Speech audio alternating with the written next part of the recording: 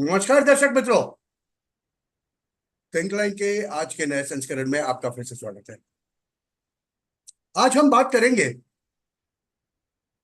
भारत के चुनावों के बाद की मोदी 3.0 की। और 3.0 में as you can see our guest the very well known geopolitical expert, Bharat के विदेश नीति की, the foreign policy, assertive diplomatic policies and the steps taken in for first 15-20 days are an indication to quite a few things. What are we going to be in upcoming 5 years? How are we going to progress? Whether we will go up to 2029 or end it at the time 2026 and go for a fresh election, that remains to be seen. देखिए, मैं जो बातें कर रहा हूं बहुत सोच समझ के बोल रहा हूं. There are certain political indications, there are certain political compulsions internally, और इंटरनल सिक्योरिटी के साथ में ज्यादा इंपॉर्टेंट अभी भारत के लिए मेरे हिसाब से भारत की असर्टिव ग्लोबल पॉलिसी है. ग्लोबल आउटरीच जो है वो बहुत असर्टिव रहनी चाहिए. ये वेदर मोदी इज 240 स्ट्रॉन्ग और 340 strong doesn't make a difference. That is what I feel. Doctor Adityanji, आपका बहुत बहुत स्वागत है. फिर से हम लोग थिंक लाइन के ऊपर इकट्ठे हो रहे हैं. और अभी धन्यवाद हिमांशु जी, मुझे दोबारा से निमंत्रित करने के लिए थिंकलाइन के मंच पर. और सर, हम बात तो शुरू करेंगे मोदी 3.0 की, क्योंकि 4 तारीख को चुनाव के नतीजे आए. 8-9 तारीख को मोदी 3.0 शपथ विधि हुआ और 14 तारीख को Modi ji was off to Italy G7. और G7 में काफी बातें हुई, न होते हुए भी बातें हुई. बायलैटरल से पता चल गया किसके साथ भारत आगे जाएगा. जिसको जिसको इग्नोर मारा गया वो भी पता चल गया कि क्या होने वाला है. What is going to be the indications. G7 में जैसे मेलोनी के साथ में बायलैटरल होता है, समझ सकते हैं. But Joe Biden is ignored as if Bharat is saying, now it's your turn, you go to elections, go and win and then we will see. 7 में से 5 नेता तो ऐसे हैं, मोदी जी और मेलोनी दो को छोड़ दे तो सबको इलेक्शन में जाना है. ऋषि सुनक अगले महीने जा रहे हैं, पता नहीं जीत के आएंगे नहीं आएंगे. जर्मनी के चांसलर कोल की भी हालत कुछ अच्छी नहीं है. Macron, we know what's happening to him. ऐसी स्थिति के अंदर ये जो भारत की असर्टिव पॉलिसी है, हम चाइना की ओर जाए उससे पहले ये एक पहलू वेस्टर्न वर्ल्ड के साथ में डिस्कस करना भारत का बहुत जरूरी है. How do you look at the whole scenario and how do you look at the game melody. What people are saying, hashtag बहुत चल रहा है sir. There is some media hype about it. If you see, the relative influence of G7 is declining. G7 is a creature of Western imperialism. It's a US-led institution. Their relative contribution into global GDP is declining, and their relative influence in geopolitical issues in international forums is declining. As you know, India hosted G20 last year, managed to invite African Union as a permanent member of G20. So from a globalist point of view, G20 is becoming more important platform for economic decisions. G7 has become a small club. And even if you look G7, you have already said that, except for Melody, probably all of these leaders are going for elections. Canada is not going for elections later this year, but elections are due by 2026. And with all possibilities, Trudeau is going to lose the elections. Yes, there is always some messaging, some signaling in these multilateral events. India is not part of G7, but India has been almost a permanent invitee for last several years. And if you see G7 economies, actually Italy is a small part of that. But it is giving a signal that it is an indication of sort of revival of European politics, which was heavily, quote unquote, woke, leftist, and in certain ways very detrimental to India's interests. So you have a breath of a fresh air that a right-wing leader was able to win elections and wants to have good relations with India. So that is the only significant point. But Italy per se does not hold much influence globally. And I may remind you, Italy is also part of Pakistan-led United for Consensus, or the so-called coffee group, that has been throwing spanners in the reform of permanent membership of United Nations Security Council. In the past, we had a lot of problems with Italy on the Marines killing Indian fishermen. There was a whole story. So in that context, improvement in bilateral tie and leveraging them on multilateral platforms in Europe is a good thing. As far as Western imperialist alliance is concerned, their interests do not ally with India's interests 100%. Yes, we can work with them. And you saw the signaling. For next 6 months, United States cannot be relied on anything. Yes, yes. So there's no point trying to engage with a leader who probably may not be able to carry any weight. And anyway, there are perils of, aligning with United States. You know what is happening to Ukraine. And I hope that the policy planners in the MEA keep that example. Yes, we can partner with you, but we cannot be your allies. We are not a vassal state. And of course, United States is continuing to re-engage with Pakistan. So you have to keep these nuances before saying that, we'll become aligned to or allies of United States to contain China. Yes, we have a China problem. We understand we have a China problem, but the answer does not lie in becoming an ally of United States or an ally or a vassal of the Western imperialistic alliance. Yes. So as a rising power, you have to deal with and you have to balance between Western imperialistic powers versus Asian imperialist power, a rising hegemon. You cannot go to war with either of them. The era of wars is over. So you have to engage in deft diplomacy. And diplomacy is multidimensional.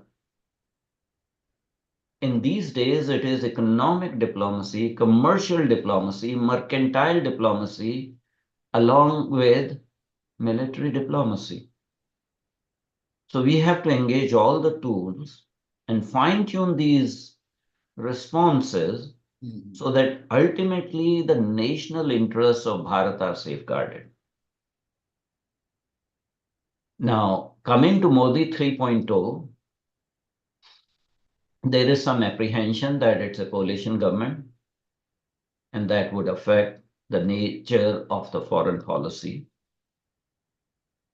And that apprehension is coming from more than a decade of unstable, unshaky coalition governments that India witnessed in late 90s and early 2000s. I don't think that situation will repeat. Yes, there might be some limitations in the domestic policies, but I envisage that foreign policy under Modi 3.0 or let's say NDA 3.0, there will be continuity with slight change. The change may be that we will be more assertive to certain hostile nations. We will not be cowed down. We will continue to maintain our global presence. We will continue to make our presence felt in global south. We'll continue to work with the neighbors in neighborhood first policy and, be East policy. I'm saying be East policy, not saying look East policy, be East policy. Now you're saying be East and neighbors first. That was seen on the first day itself, on the swearing in of this government. Neighbors first, all neighbors but one were invited. And they all were present in numbers. Now, be East or look at East. Now, where are we? On one side, we have categorically said a statement, given a statement by closing all the direct flights to China, number one. Yes. Number two, there was a specific leak from the foreign ministry which says we are going to rename 30 cities of Tibet. That is, on one side, the Dalai Lama says only autonomy, that is what the Tibet wants. Tibet doesn't want to be free. And Nancy Pelosi, you had just mentioned the Western power. We are strategicalized, all right. But Nancy Pelosi comes all the way from US to Dharamshala, meets Dalai Lama, and then goes and meets Narendra Modi. What is that signal? And what does it signify? Because I have a pertinent another question linked to that I'll come later. Yes, sir. I think, again, it is signaling to the Asian imperialist nation that India will not be cowed down. Bharat will not be cowed down by their intimidatory bullying tactics. China still believes in Sun Tzu's philosophy. They don't want to fight.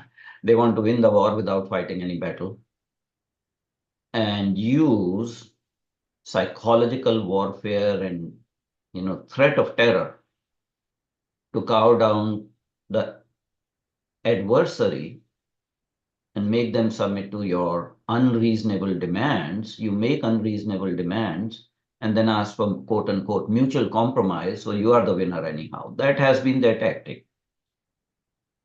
Yes. I think it was good to invite the neighbors for the swearing in ceremony. It might have been much better. It's a lost opportunity. And I'm being very open because I'm sitting here in a different country and I see things a little bit more objectively. And I can see what could have been done that has not been done. In the swearing in ceremony, it would have been very welcome step to invite Dalai Lama. Or in Ram Janmabhoomi Prana Pratishtha Samaroh. He could have been caught, yes. It would have been very nice to invite Dalai Lama.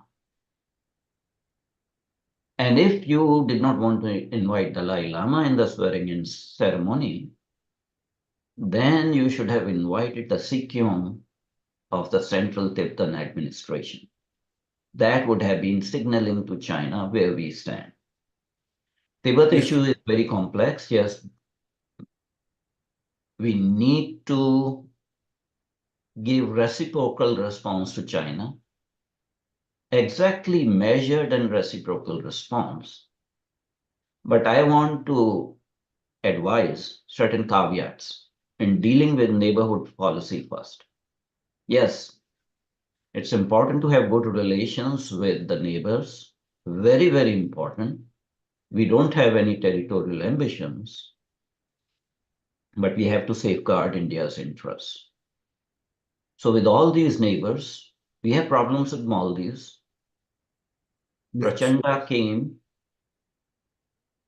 Nepal has modified its maps you know at whose behest, and Yes. showing Indian territory as Nepalese.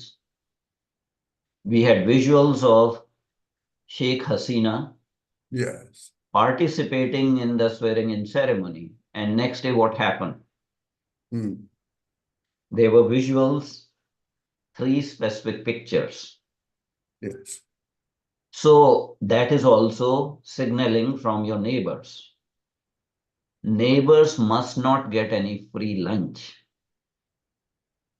You know, we can be Vishwaguru and Vishwamitra, but we have to be Bharat Mitra first.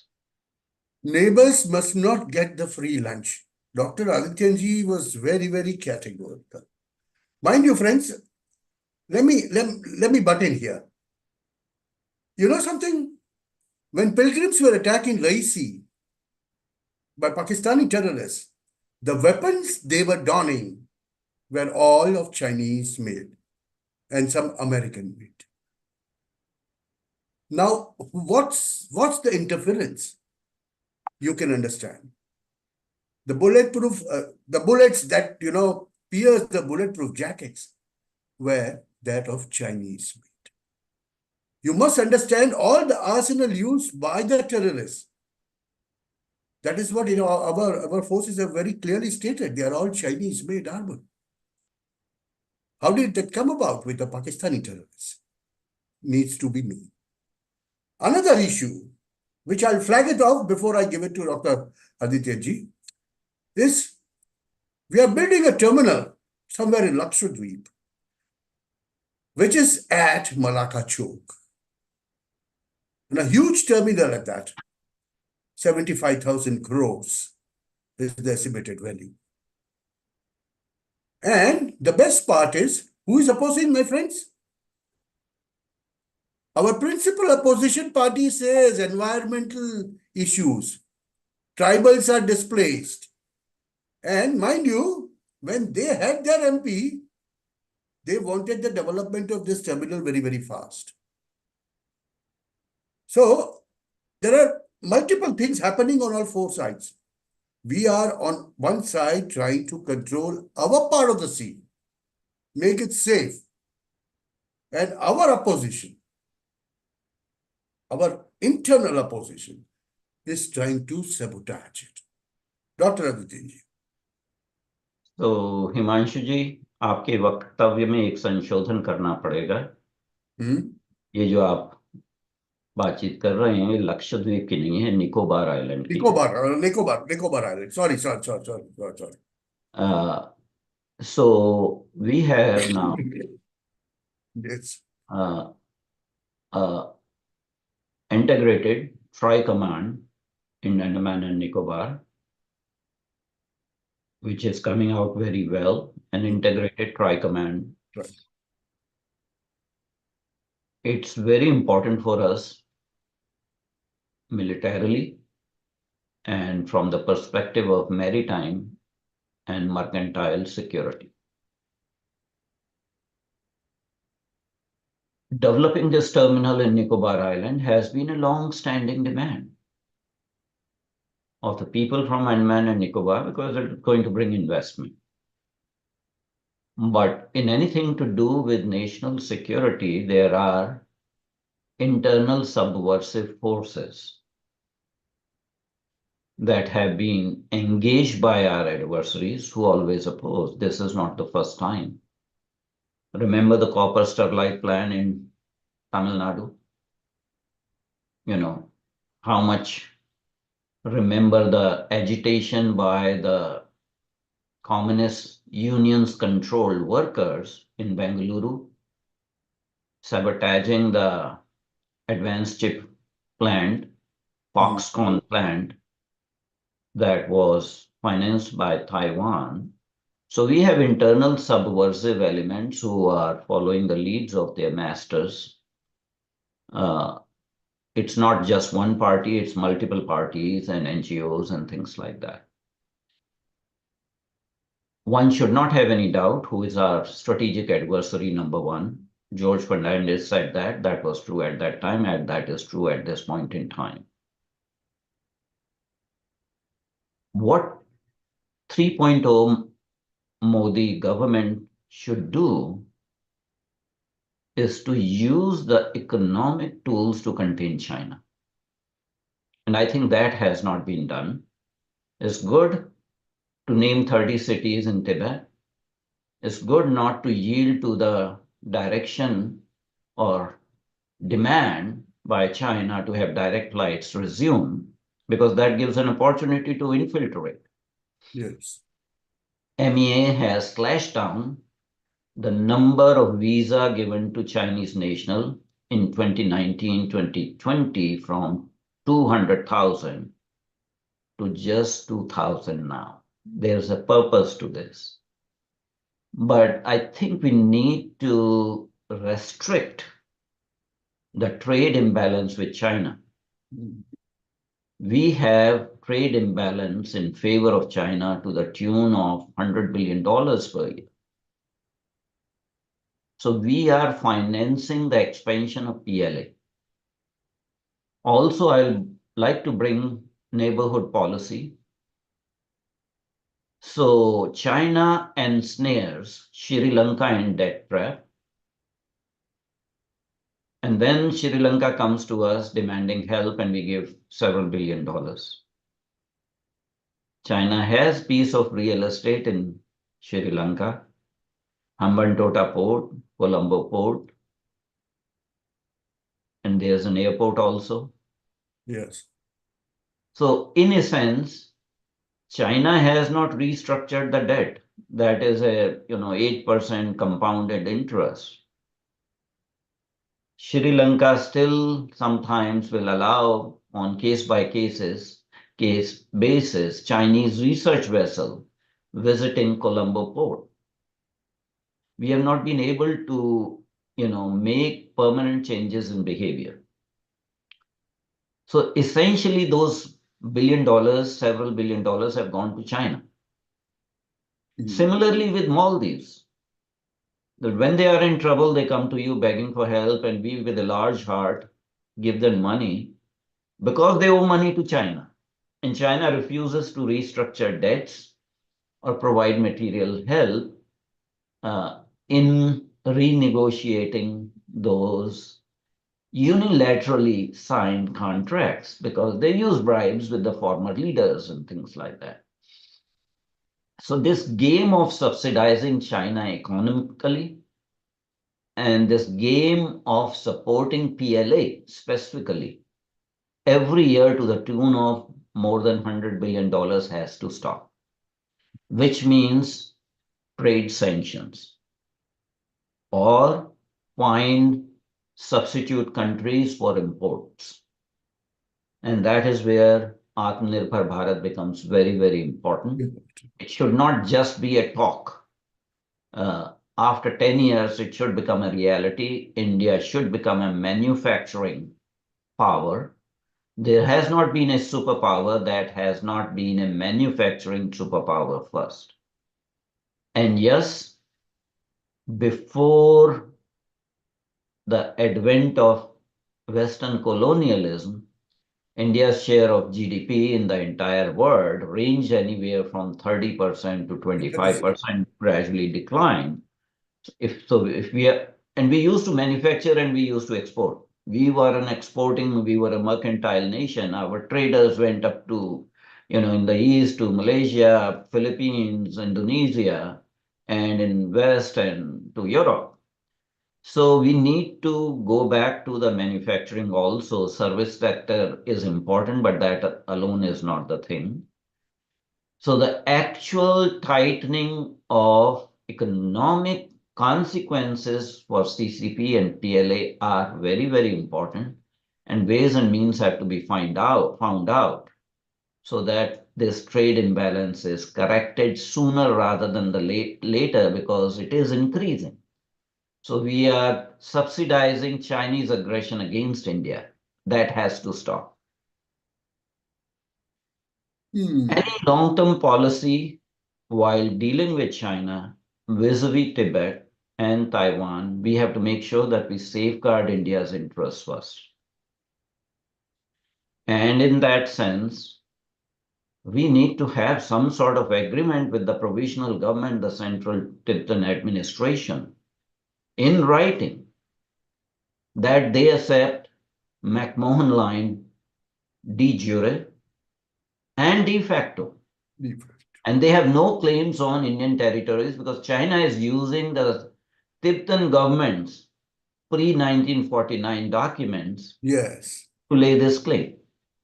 Yes. So we can be very emotional and have bleeding heart for Tibet.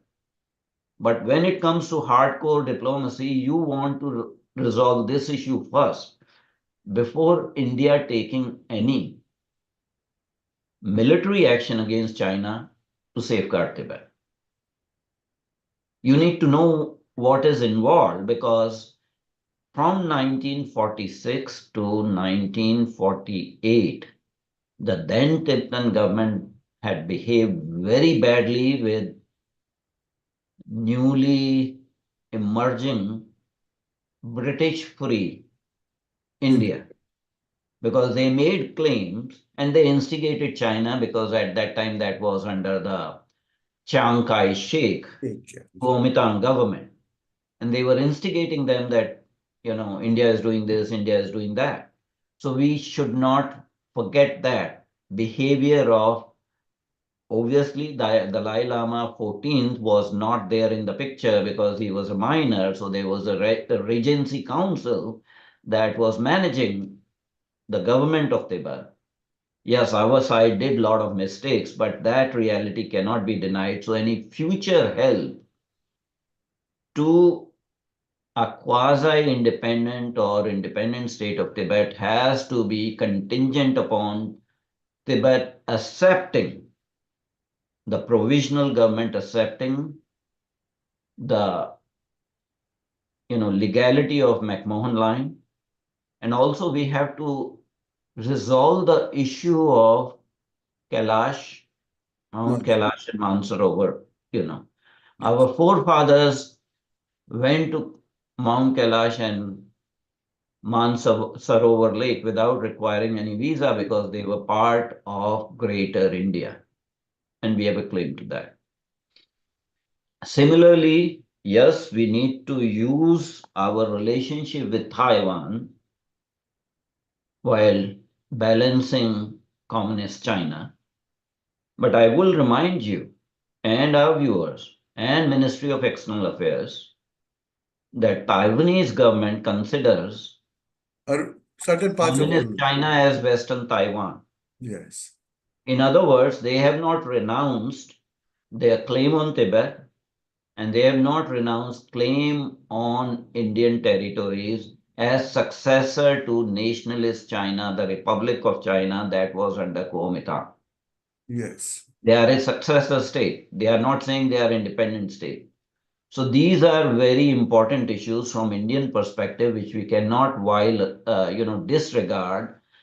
What I'm trying to say that yes, China is an adversarial nation, but China is making those claims at this point in time based on historical claims. And with these two entities, Taiwan and Tibet, we need to have written agreements first before we come to their help Okay. in military sense. No, but do you foresee, weakening China economically? There have been talks all around that economically China's might is slowly and steadily withering away. It's weakening. People say, and in such a time when they've opened a side on one side, with Philippines and Taiwan and France, on that side, can China afford to get militarily engaged with a country like Bharat? I think it will be sheer stupidity strategically. China's debt to GDP ratio is 287%. Yes. Okay. There's a lot of, yes, they have $3.3 trillion in foreign exchanges. And if you include Hong Kong's foreign exchanges, it becomes more than $4 trillion because Hong Kong is now de facto China. It's controlled by China. So they have a lot of foreign reserves. But if you see the internal dynamics of the economy, and I'm not an economist, but I can tell you that local governments have a lot of debts. Yes. Local banks have a lot of NPAs, non-performing assets. China's demography is also shifting. China's growth rate is declining. But China has a paramount leader who thinks that he has been ordained from heaven to rule the world. When he came to power in 2012, he was described as redder than the red.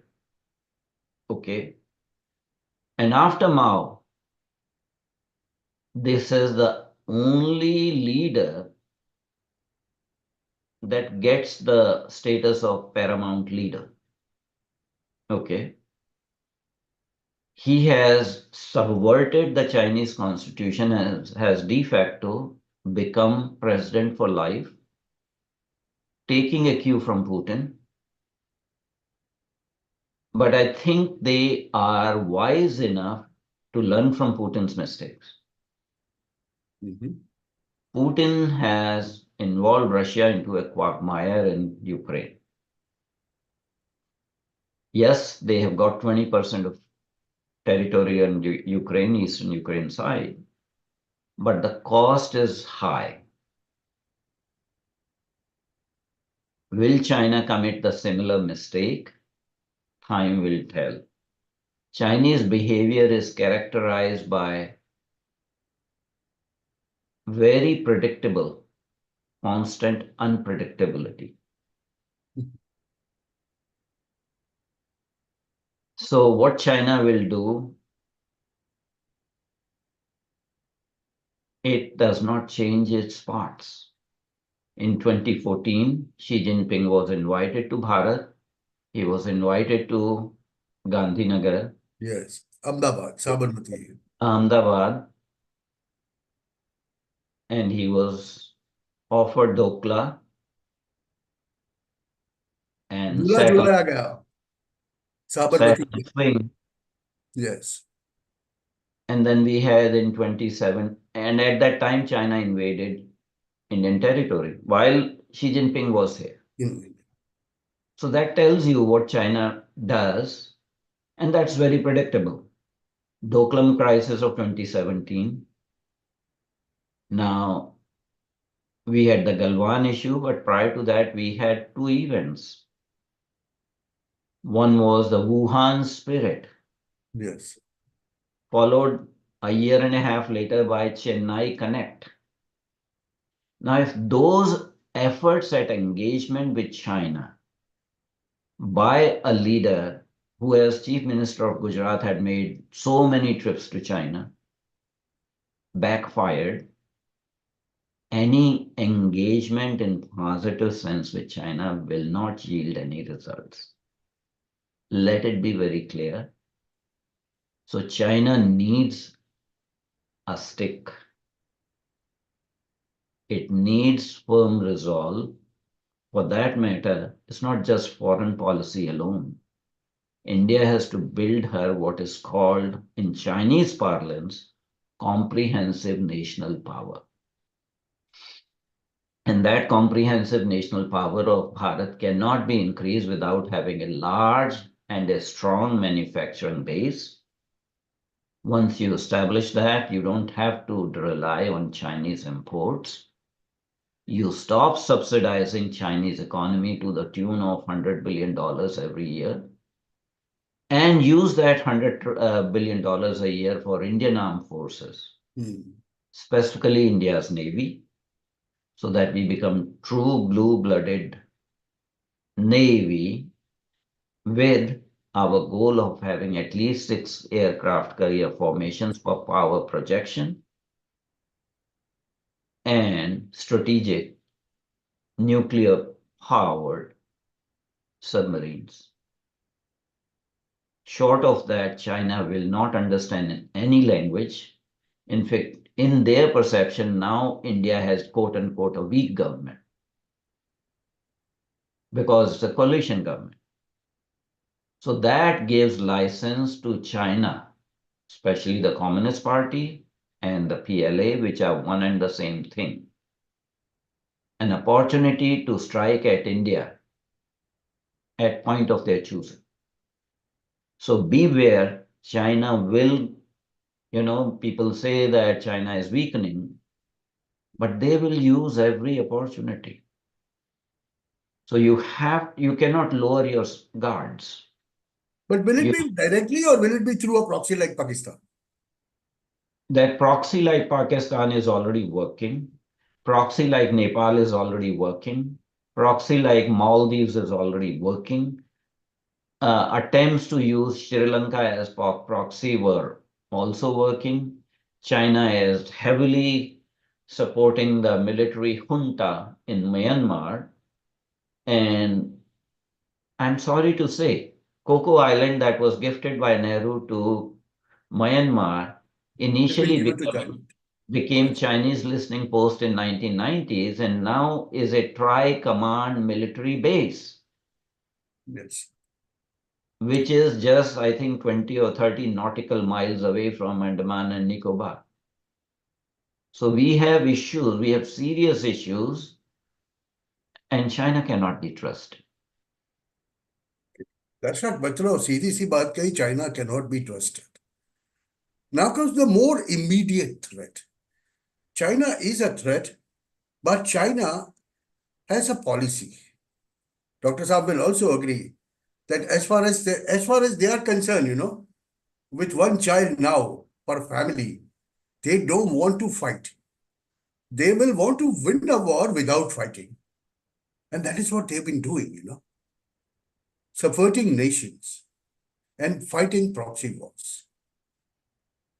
My last question for the day today to Dr. Adityanjee is very, very simple and straight. There was a small piece of news, so many people ignored it, that Putin went to North Korea and then he invited Pakistan. That is in terms of Pakistan, inverted commas. Pakistan says they've been asked to join INSDC corridor. The reason what we found out through our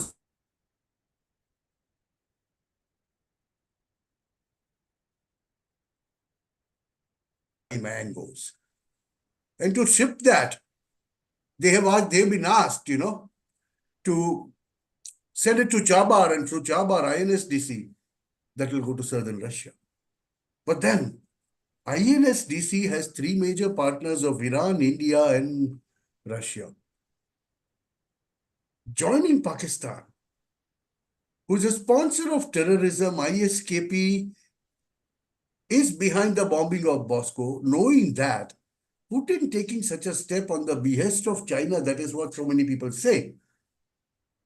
Is it really going to be effective, or should India worry about all these things? Or just go on with the usual business? So, two things. Before I answer this question, I will go back to the China issue, but I will also highlight the fact that your camera froze while you were talking about this, so I could not hear everything you said. But let me go back to China. You said that China, with declining population, does not have enough soldiers and does not want to fight a hot war. No, I didn't say this does not have enough soldiers. Yeah. It's spread too thin. It is spread too thin, but China is also working on another dimension. Let me talk about it, and that is cyber warfare, using technology to develop robotic soldiers, using space wars. They are heavily into technology.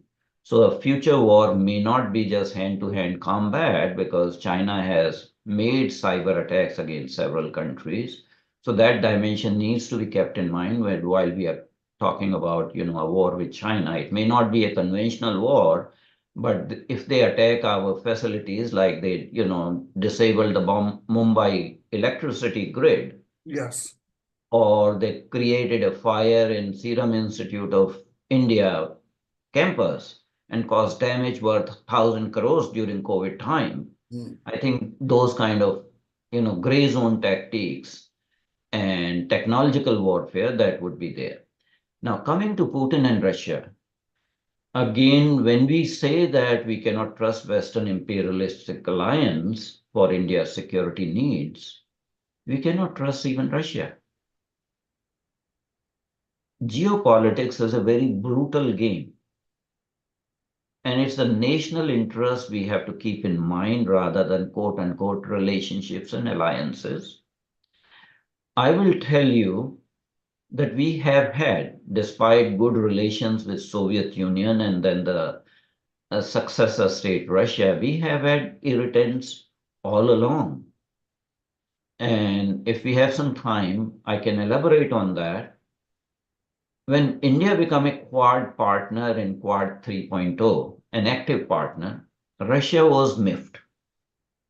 And at that time, Russia started actually courting Pakistan and wanted to actually develop a pipeline with Pakistan. Yes. Overtures to Pakistan was made around the same time, and there was a talk of selling Russian hardware to Pakistan, some military helicopters and things like that. INTC, International North-South, and INTSC, INSDC. yeah, that has those three major countries you mentioned, but that has 13 countries now. Yeah, right. So in that sense, even if Pakistan joins, it's a diluted role, but it tells you about Russia's intentions. So when India became an active proponent of a re-energized Quad 3.0, I wrote an article about an anti-Quad Quad. And that anti-Quad Quad was christened PRIC, which is an obscene term, but it stands for another Quad that was in making: Pakistan, Russia, Iran, and China. Now you know where this is coming from. So anytime India takes a pro-US stance, There will be Russia something. starts courting Pakistan. There's nothing new in that. So again, when we talk about international relations, yes, you want to have good relations with every major power. We want multipolarity, but we also want India rising and India exerting its influence on the global stage, but not at the cost of India's permanent interest. So whether it is Western imperialistic alliance, whether it's the Asian hegemon, an Asian imperialistic bully next, I won't say next door because there's an occupied country in between, or whether that is Russia. Has been an imperialistic country, and some of the problems Russia is facing is because of imperialistic ambitions. And Russia will continue to work with India as long as they keep on getting the defense hardware contracts. The moment that goes down, Russia's allegiance to India or India's interest will go down. And that's a reality. So ultimately, in the international arena, you have to be your own safeguard. Okay. You have to be your own advocate. You have to be your own lord and protector. You cannot rely on anyone else. And North Korea Pakistan axis was very well known. Pakistan shared the Chinese blueprints of atomic weapons with North Korea. And North Korea sold them missiles, ballistic missiles. That's happened actually during the bonhomie of Rajiv Gandhi and Benazir Bhutto.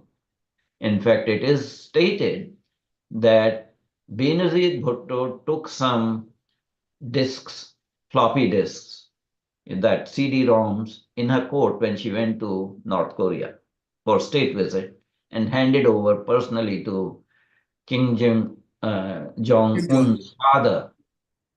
Uh, so that alliance is very well known. Having said that, it is also stated that China is very miffed at Putin's visit to North Korea and burgeoning relationship between North Korea and Russia. And this is the time, an opening for India to engage with North Korea and gain some influence on the Chinese border with North Korea. You cannot ignore that. दर्शक मित्रों, Kim Jong Un के साथ में just imagine Narendra Modi dealing with the North Korean dictator. Well, that is real politics of the day. This And is pragmatism yes, and in foreign policy. mind you दोस्तों, भारत की विदेश नीति बहुत सीधी भाषा में अगर हिंदी में आपको बता दूं अंत में, भारत की विदेश नीति भारत पहला, भारत फर्स्ट है. So it doesn't matter whether it is Western imperialistic powers, it doesn't matter whether it is Asian imperialistic powers. Whatever they want to do, as long as it suits us, we will deal with everyone. We will deal with everyone. Not be scared, to be assertive. Because 3.0 Modi is going to be an assertive government with what they call the weak mandate. दर्शक मित्रों, आज के लिए बस इतना ही. मगर जाने से पहले आपको एक दरखास्त है. Please like, share and subscribe this videos. If you want to contribute to us, you have the details in the description. Please do so. Feel free to comment. और कमेंट दीजिए हमें जिसका फायदा होता है, जो कि हम फिर से जब आदित्य जी के साथ में एक सेशन करेंगे अगले हफ्ते, तब फिर से ये कमेंट हम ले सकते हैं. We would like to really hear from you. What do you think of the content that you are getting? मित्रों, जाने से पहले one last word for Dr. Adityanjee, if he wants to say some phrase or if he wants to say something for Indian foreign policy, assertive foreign policy of Modi 3.0 in very short. I would say that at this point in time, Bharat needs to focus on internal issues, manufacturing, economy, deal with internal unrest, subversive elements. That should be the priority. Foreign policy will carry itself forward. A strong and confident nation has to be projected internationally. And unless we are there, talking about foreign policy usually does not yield anything. So focus has to be on building comprehensive national power. दर्शक मित्रों, आपने सुना, focus on building comprehensive national power. और 1 जुलाई के बाद देखिए क्या होता है. नए कायदे आएंगे, काफी चीजें बदलेगी. इंटरनली बहुत कुछ बदलने जा रहा है. आप देखेंगे अगले दिनों में, अगले 2-3 महीनों में जो भी हो रहा है, हम आपके सामने एक के बाद एक लेते आएंगे. आज के लिए बस इतना ही. Please like, share and subscribe. नमस्कार, जय हिंद, जय भारत.